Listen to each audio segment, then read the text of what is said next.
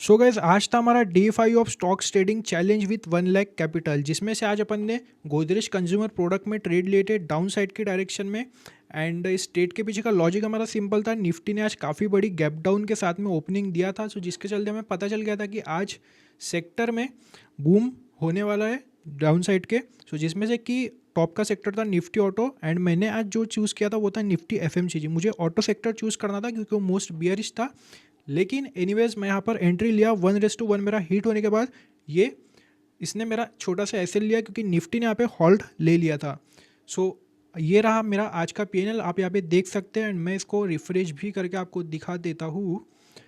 और अगर आपको इस ट्रेड के पीछे का डिटेल एनालिसिस वीडियो चाहिए तो इस यूट्यूब चैनल पर अपलोड हो चुका है। डे 5 का वीडियो आपको थोड़ी देर में यहाँ पर देखने को मिल जाएगा।